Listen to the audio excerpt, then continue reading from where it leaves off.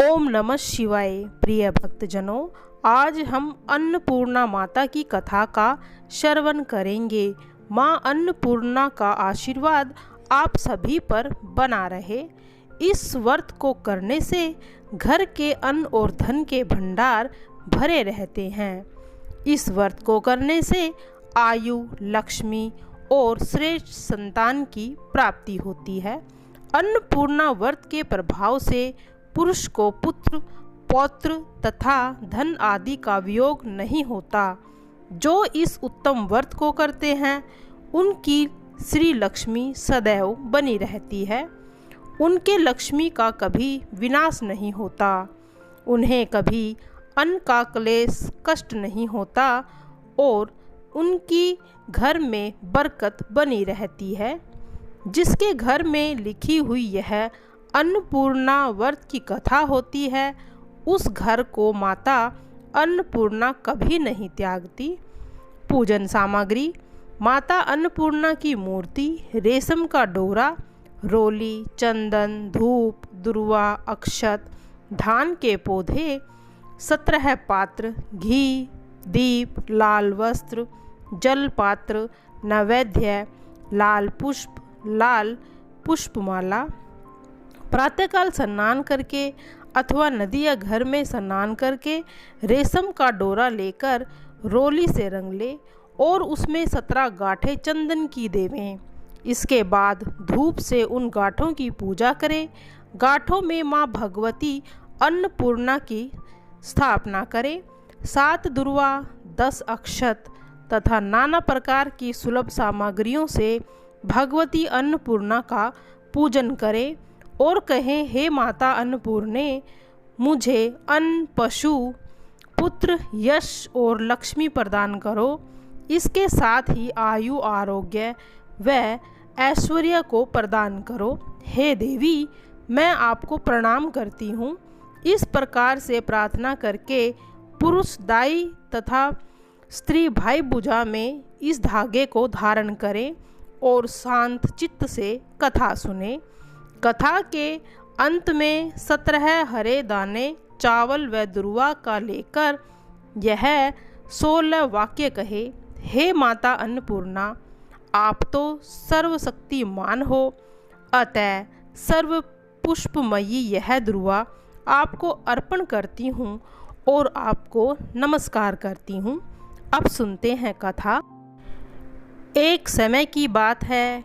काशी निवासी धनंजय की पत्नी का नाम सुलक्षणा था। उसे अन्य सब सुख प्राप्त थे, केवल निर्धनता ही उसके जीवन का एकमात्र दुख था। यह दुख उसे हर समय सताता रहता था। एक दिन सुलक्षणा पति से बोली, स्वामी, आप कुछ मेहनत करो तो काम चलेगा। इस प्रकार कब तक काम चलेगा? सुलक्षणा की बात धनंजय के मन में बैठ गई और वह उसी दिन विश्वनाथ शंकर जी को प्रसन्न करने के लिए बैठ गया और कहने लगा, हे देव आदि देव विश्वेश्वर, मुझे पूजा पाठ तो कुछ आता नहीं है, केवल आपके भरोसे बैठा हूँ। इतनी विनती करके वह 2-3 दिन भूखा प्यासा बैठा रहा। यह देखकर भगवान शंकर ने उसके कान में अन्नपूर्णा अन्नपूर्णा कहा। इस प्रकार 3 बार कहा। यह कौन क्या कह गया?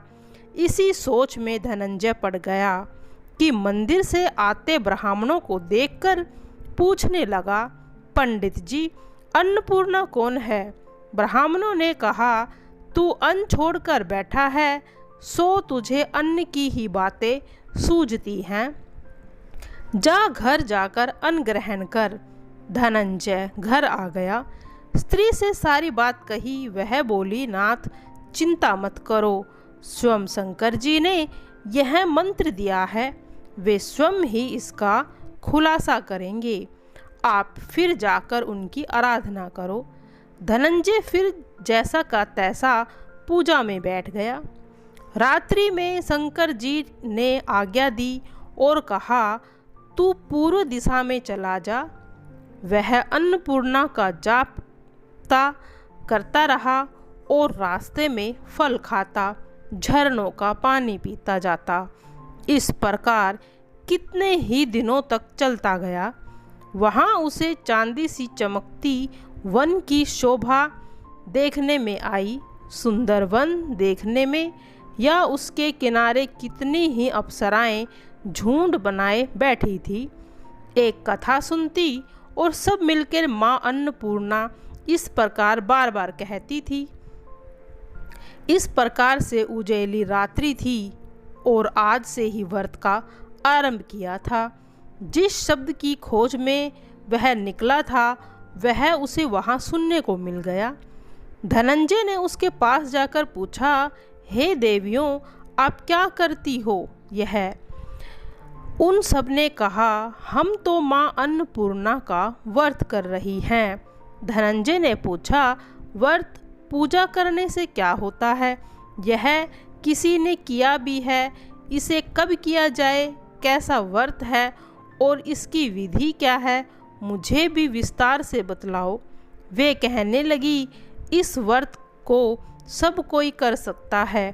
21 दिन तक के लिए 21 गांठें का सूत लेना चाहिए। 21 दिन न बने तो एक दिन उपवास करें। यह भी न बने तो केवल कथा सुनकर प्रसाद ले लें। निराहार रहकर कथा कहें। कथा सुनने वाला कोई भी न मिले तो पीपल के पत्ते को सुपारी रखकर और उस पे गुआर पाठ वृक्ष को सामने कर, दीपक को साक्षी कर, सूर्य, गाय, तुलसी या महादेव को बिना कथा सुनाए मुख में दाना डाले। यदि भूल से कुछ पड़ जाए तो एक दिवस फिर उपवास करें। व्रत के दिन क्रोध न करें, झूठ न बोले। धनंजय बोला, इस व्रत को करने से क्या होगा? वे कहने लगी, इसके करने से अंधों को नेत्र मिले, लूलों को हाथ मिले, निर्धन के घर में धन आए, बांझी को संतान मिले, मूर्ख को विद्या आए। जो इस कामना से व्रत करे माँ उसकी इच्छा पूरी करती है। वह कहने लगा, बहन, मेरे पास भी धन नहीं है, विद्या नहीं है, कुछ भी तो नहीं है। मैं तो दुखिया ब्राह्मण हूँ। मुझे इस व्रत का सूत दोगी? हाँ भाई, तेरा कल्याण हो, हम तुम्हें अवश्य ही देंगी। ले, इस व्रत का मंगल सूत ले ले। धनंजय ने व्रत किया। व्रत पूरा हुआ। तभी सरोवर में से 21 खंड की सुवर्णा सीढ़ी हीरा मोती जड़ी हुई प्रकट हुई। धनंजय जय माँ अन्नपूर्णा कहता जाता था। इस प्रकार कितनी ही सीढ़ियाँ उतर गया तो क्या देखता है कि करोड़ों सूर्य से प्रकाशमान अन्नपूर्णा का मंदिर है। उसके सामने सुवर्ण सिंहासन पर माँ अन्नपूर्णा विराजमान है। सामने भिक्षा हेतु शंकर भगवान खड़े हैं। देवंगनाएं चंवर डुलाती हैं। कितनी ही हथियार बांधे पहरा देती हैं। धनंजय दौड़कर जगदम्बा के चरणों में गिर गया। देवी उसके मन का कलेश जान गई। धनंजय कहने लगा, माता, आप तो अंतर्यामी हो, आपकी अपनी दशा क्या बताऊं? माता बोली, मेरा व्रत किया है, जा, संसार तेरा सत्कार करेगा। माता ने धनंजय की जिह्वा पर बीज मंत्र रख दिया। अब तो उसके रोम रोम में विद्या प्रकट हो गई। इतने में क्या देखता है कि वह काशी विश्वनाथ के मंदिर में खड़ा है। माँ का वरदान ले धनंजय घर आया। सुलक्षणा से सब बातें कहीं। माता जी की कृपा से उसके घर में संपत्ति उमड़ने लगी। छोटा सा घर बड़ा गिना जाने लगा। जैसे शहद के छत्ते में मक्खियाँ जमा हो जाती हैं, उसी प्रकार अनेक सगे संबंधियों आकर उसकी बड़ाई करने लगे। कहने लगे, इतना धन और इतना बड़ा घर, सुंदर संतान नहीं तो इस कमाई का कौन भोग करेगा? सुलक्षणा के कोई संतान नहीं थी, इसीलिए तुम दूसरा विवाह कर लो। अनिच्छित होते हुए धनंजय को दूसरा विवाह करना पड़ा और सती सुलक्षणा को सौत का दुख उठाना पड़ा। इस प्रकार दिन बीतते गए। फिर अगहन मास आया। नए बंधन से बंधे पति से सुलक्षणा ने कहलाया कि हम व्रत के प्रभाव से सुखी हुए थे, इस व्रत को छोड़ना नहीं चाहिए। यह माता जी का प्रताप है जो हम इतने संपन्न और सुखी हैं। सुलक्षणा की बात सुन धनंजय ने उसके कहने से फिर से व्रत में बैठ गया। नई बहू को इस व्रत की खबर नहीं थी। वह धनंजय के आने की राह देख रही थी। दिन बीतते गए। व्रत पूर्ण होने में 3 दिवस बाकी रह गए थे। नई बहू को खबर पड़ी। उसके मन में ईर्ष्या की ज्वाला धधकने लगी थी। सुलक्षणा ने घर पहुंची और वो वहां से भगदड़ मच गई। वह धनंजय को अपने साथ ले आई। नए घर में धनंजय की थोड़ी देर के लिए निंद्रा आ गई। उसी समय नई बहू ने उसका व्रत का सूत तोड़कर आग में फेंक दिया। अब तो माता का कोप जाग गया। घर में अकस्मात आग लग गई। सब कुछ जलकर खाक हो गया। सुलक्षणा जान गई और पति को फिर अपने घर ले आई। नई बहू रूठकर पिता के घर जा बैठी। पति को परमेश्वर मानने वाली सुलक्षणा बोली, नाथ घबराना नहीं, माता जी की कृपा अलौकिक है। पुत्र कुपुत्र हो जाता है पर माता कुमाता नहीं होती। आप श्रद्धा भक्ति से आराधना करो, वे जरूर हमारा कल्याण करेगी। धनंजय फिर माता के पीछे पड़ गया। फिर वही सरोवर सीढ़ी प्रकट हुई। उससे माँ अन्नपूर्णा कहकर वह उतर गया। वहाँ जाकर माँ के चरणों में पड़कर रोने लगा। माता ने प्रसन्न होकर बोला, यह मेरी स्वर्ण की मूर्ति है, उसकी पूजा करना, तू फिर सुखी हो जाएगा। जा, तुझे मेरा आशीर्वाद है। तेरी स्त्री सुलक्षणा ने श्रद्धा से मेरा व्रत किया है, उसे मैंने पुत्र दिया है। धनंजय ने आँख खोली तो खुद को काशी विश्वनाथ के मंदिर में खड़ा पाया। वहाँ से फिर उसी प्रकार घर को गया। इधर सुलक्षणा के दिन चढ़े और महीने पूरे होते ही पुत्र का जन्म हुआ। गांव में आश्चर्य की लहर दौड़ाई। इसी प्रकार उसी गांव में निसंतान सेठ के पुत्र होने पर माता अन्नपूर्णा का मंदिर बनवाया। उसमें माता जी की धूमधाम से पधारी यज्ञ किया। धनंजय को मंदिर के आचार्य का पद दे दिया गया। जीविका के लिए मंदिर की दक्षिणा और रहने के लिए एक बड़ा सुंदर सा भवन दिया। धनंजय स्त्री पुत्र सहित वहां रहने लगा। माता जी के चढ़ावे में भरपूर आमदनी होने लगी। उधर नई बहू के पिता के घर डाका पड़ा, सब कुछ लुट गया। वे भीख मांगकर पेट भरने लगे। सुलक्षणा ने यह सुना तो उसे बुलावा भेजा, अलग घर में रख लिया और अन्न धन का भी प्रबंध कर दिया। धनंजय, सुलक्षणा और उसका पति पुत्र माता जी की कृपा से आनंद से रहने लगे। माता जी जैसे इनके भंडार भरे वैसे ही सभी के भरना। जय माँ अन्नपूर्णा तेरी सदा ही जय हो। माँ संतोषी की कथा को सुनेंगे। माँ संतोषी का आशीर्वाद आप सभी पर बना रहे। तो सुनते हैं कथा। पौराणिक कथाओं के अनुसार माँ संतोषी के पिता भगवान गणेश और माता रिद्धि और सिद्धि हैं और धन धान्य रत्नों से भरा परिवार होने के कारण इन्हें देवी संतोषी कहा जाता है। धर्मशास्त्र की माने तो शुक्रवार का दिन देवी लक्ष्मी के साथ ही माँ संतोषी को भी समर्पित होता है। इसीलिए इस दिन इनकी पूजा और व्रत को बेहद शुभ माना जाता है। संतोषी माता का व्रत 16 शुक्रवार तक करने से स्त्री पुरुष की सभी मनोकामनाएं पूरी होती हैं, परीक्षा में सफलता मिलती है और घर में सुख समृद्धि का वास होता है। आइए सुनते हैं कथा। एक बुढ़िया थी जिसके 7 बेटे थे। उनमें से 6 कमाते थे और एक न कमाने वाला था। वह बुढ़िया उन 6 को रसोई बनाकर बड़ा प्रेम से भोजन कराती और 7वें को बचा खुचा झूठा खिलाती थी। परंतु वह भोला था, अतः मन में कुछ विचार न करता। एक दिन वह अपनी पत्नी से बोला, देखो मेरी माता को मुझसे कितना प्रेम है। उसने कहा, वह तुम्हें सदा ही झूठन खिलाती है, फिर भी तुम ऐसा कहते हो। चाहो तो तुम समय आने पर देख सकते हो। एक दिन बहुत बड़ा त्योहार आया। बुढ़िया ने 7 प्रकार के भोजन और चूरमे के लड्डू बनाए।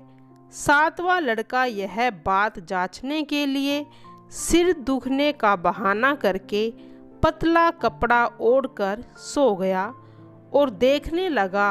माँ ने उनको बहुत अच्छे से आसनों पर बिठाया और 7 प्रकार के भोजन और लड्डू परोसे।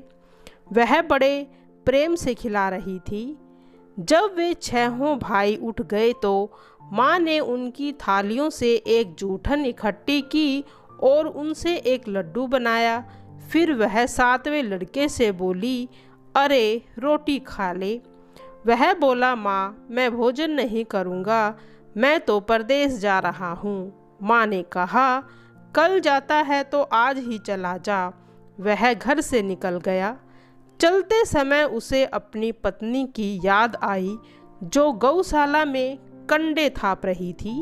वह बोला, हम विदेश को जा रहे हैं, आएंगे कछुकाल। तुम रहियो संतोष से, धर्म अपनो पाल। इस पर उसकी पत्नी बोली, जाओ पिया आनंद से, हमारी सोच हटाए। राम भरोसे हम रहें, ईश्वर तुम्हें सहाय। देहु निशानी आपने, देख धरु में धीर। शुद्धि हमारी न बसीरियो, रखियो मन गंभीर। इस पर वह लड़का बोला, मेरे पास कुछ नहीं है, यह अंगूठी है, सो ले लो और मुझे अपनी कोई निशानी दे दो। वह बोली, मेरे पास क्या है, यह गोबर भरे हाथ हैं। यह कहकर उसने उसकी पीठ पर गोबर से भरे हाथ की थाप मार दी। वह लड़का चल दिया। ऐसा कहते हैं, इसी कारण से विवाह में पति पत्नी की पीठ पर हाथ भरा थापा मारती है। चलते समय वह दूर देश में जा पहुंचा। वह एक व्यापारी की दुकान पर जाकर बोला, भाई मुझे नौकरी पर रख लो। व्यापारी को नौकर की ज़रूरत थी, अतः बोला, तनख्वाह काम देख कर देंगे, तुम रह जाओ। वह सवेरे 7 बजे से रात की 12 बजे तक नौकरी करने लगा। थोड़े ही दिनों में सारा लेन देन हिसाब किताब करने लगा।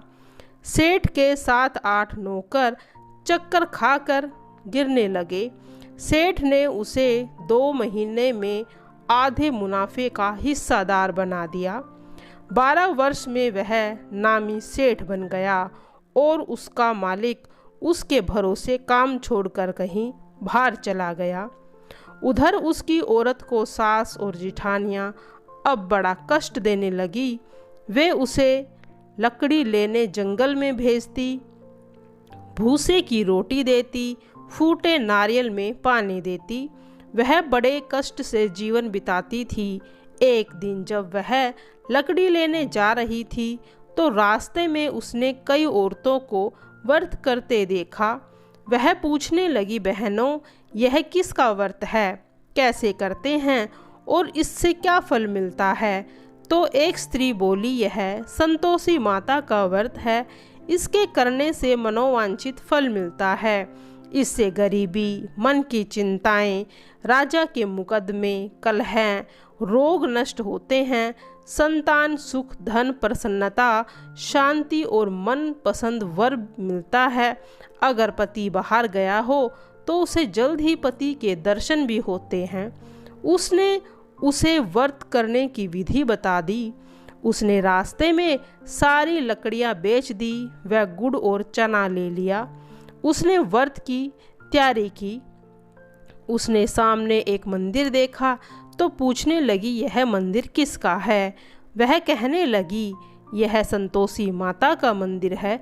वह मंदिर में गई और माता के चरणों में लौटने लगी और दुखी होकर विनती करने लगी, माँ, मैं अज्ञानी हूँ, मैं बहुत दुखी हूँ, मैं तेरी शरण में हूँ, मेरा कष्ट दूर करो माँ।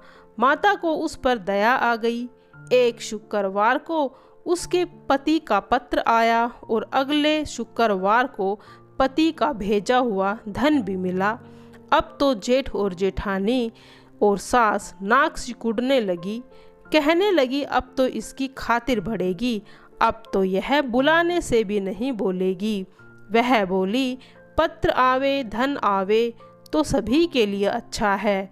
उसकी आंखों में आंसू आ गए। वह मंदिर में गई और माता के चरणों में लौटकर गिरकर रोने लगी। बोली, माँ, मैंने तुमसे पैसा कब मांगा था? मुझे तो अपना सुहाग चाहिए। मैं तो अपने स्वामी के दर्शन और सेवा करना चाहती हूँ। तब माता ने प्रसन्न होकर कहा, जा बेटी, तेरा पति अवश्य आएगा। वह बड़ी प्रसन्नता से घर गई और घर का कामकाज करने लगी। उधर संतोषी माँ ने उसके पति को स्वप्न में घर जाने और पत्नी की याद दिलाने की बात बताई। उसने कहा, माँ, मैं कैसे जाऊँ? परदेश की बात है, लेन देन का कोई हिसाब नहीं। माँ ने कहा, मेरी बात मान, सवेरे नहा धोकर मेरा नाम लेकर घी का दीपक जलाकर दंडवत कर दुकान पर जा बैठ। देखते ही देखते सारा लेन देन साफ हो जाएगा और धन का ढेर भी लग जाएगा। सवेरे उसने अपने स्वप्न की बात सभी से कही तो सब दिल्लगी उड़ाने लगे। वे कहने लगे कि कोई सपने की बात भी सत्य होती है। पर उनमें से एक बूढ़े ने कहा, भाई, जैसे माता ने कहा वैसे करने में तेरा क्या जाता है। उसने नहा धोकर माता को दंडवत करके घी का दीपक जलाया और दुकान पर जा बैठा। थोड़ी ही देर में सारा लेन देन साफ हो गया, सारा माल बिक गया और धन का ढेर लग गया। वह प्रसन्न हुआ और घर के लिए गहने और सामान वगैरह खरीदने लगा। वह जल्द ही घर को रवाना हो गया। उधर बेचारी उसकी पत्नी रोज लकड़ियां लेने जाती और रोज संतोषी माता की सेवा करती।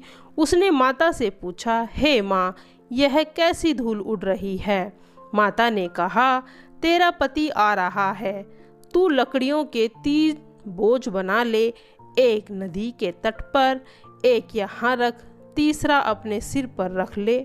तेरे पति के दिल में उस लकड़ी के गट्ठे को देखकर मोह पैदा होगा। जब वह यहाँ रुकेगा, रुककर नाश्ता पानी करके घर जाएगा। अब तू लकड़ियाँ उठाकर घर जाना और चौक के बीच में गट्ठर डालकर जोर जोर से आवाज़ें लगाना, सासू जी, लो लकड़ियों का गट्ठा, भूसे की रोटी दो, नारियल के खोपड़े में पानी दो। आज मेहमान कौन आया है? इसने माँ के चरण छुए और उसके कहे के अनुसार सारा कार्य किया। वह लकड़ी के 3 गट्ठे घर ले गई, चौक में डालकर कहने लगी, सासू जी, लकड़ियों का गट्ठा लो, भूसे की रोटी दो, नारियल के नरेठी में पानी दो। आज मेहमान कौन आया है? यह बात सुनकर सास आकर कपट भरे वचनों से बोली, अपने दिए हुए कष्टों को भुलाने के लिए कहती है, बेटी, तेरा ही तो पति आया है। अपनी माँ के ऐसे वचन सुनकर उसका पति बाहर आ गया और अपनी पत्नी के हाथ में अंगूठी को देखकर व्याकुल हो उठा। उसने पूछा, यह कौन है? माँ ने कहा, यह तेरी बहू है। आज 12 बरस हो गए हैं। यह दिन भर घूमती रहती है, घर का कामकाज कुछ करती नहीं। तुझे देखकर अब नरेठी में पानी मांगती है और भूसे की रोटी मांग रही है। वह बोला, माँ, मैंने तुम्हें भी देखा और इसे भी देखा। मुझे दूसरे घर की चाबी दे दो, मैं उसमें रहूँगा। माँ ने कहा, ठीक है, जैसी तेरी मर्जी। और उसने चाबियों का गुच्छा पटक दिया। उसने अपना सामान तीसरी मंजिल के ऊपर के कमरे में रख लिया। एक दिन में वे राजा के समान ठाठ बाट करने वाला बन गया। इतने में अगला शुक्रवार आया। बहू ने अपने पति से कहा, मुझे संतोषी माता के उद्यापन की तैयारी करनी है। वह बोला, बहुत अच्छी बात है, करो। जल्दी ही तैयारी करने लगी वह। उसने जेठ के लड़कों को जिमाने के लिए कहा। उन्होंने मना किया। पीछे से जिठानियों ने अपने बच्चों को सिखाया, तुम खटाई मांगना, जिससे उसका उद्यापन पूरा न हो सके। लड़कों ने जीम कर फिर खटाई मांगी। बहू कहने लगी, भाई खटाई किसी को नहीं दी जाएगी, यह तो संतोषी माता का प्रसाद है। लड़के उठ खड़े हुए और बोले, पैसे लाओ। वह बोली इस विषय में कुछ नहीं जानती थी और गलती से उसने उन्हें पैसे दे दिए और उन पैसों का जाकर वे खटाई खाने लगे। इस पर संतोषी माँ ने उस पर कोप किया। राजा के दूत उसके पति को पकड़ कर ले गए। वह बेचारी बड़ी दुखी हुई और रोती हुई माता के मंदिर में गई और चरणों में गिरकर रोने लगी। हे माँ, यह तूने क्या किया? अब हंसाकर क्यों रोने लगी? माता बोली, पुत्री, मुझे दुख है कि तुमने अभिमान करके मेरा व्रत तोड़ा है। इतनी जल्दी सब बातें भुला दी। वह कहने लगी, माता, मेरा इसमें कोई अपराध नहीं है। मुझे तो उन लड़कों ने भूल में डाल दिया। मैंने भूल से उन्हें पैसे दे दिए। माँ बोली, मुझे क्षमा करो, मैं तुम्हारा फिर से उद्यापन करूँगी। माता बोली, जा, तेरा पति रास्ते में ही आता हुआ मिलेगा। उसे रास्ते में ही अपना पति आता हुआ मिला। उसने पूछा, कहाँ गए थे? वह बोला, राजा ने बुलाया था, मैं उससे मिलने गया था। फिर वे घर चल दिए। कुछ ही दिन बाद फिर शुक्रवार आया। वह दोबारा पति की आज्ञा से उद्यापन करने लगी। उसने फिर जेठ के लड़कों को बुलाया। जेठानियों ने फिर वही बात सिखा दी। लड़के भोजन की बात पर खटाई मांगने लगे। उसने कहा, खटाई तो किसी को नहीं दी जाएगी, आना है तो आओ। यह कहकर वह ब्राह्मणों को लड़के को बुलाकर भोजन कराने लगी। यथाशक्ति उसने उन्हें दक्षिणा दी। संतोषी माता उस पर प्रसन्न हुई और माँ की कृपा से 9वें मास में उसके एक चंद्रमा के समान सुंदर पुत्र हुआ।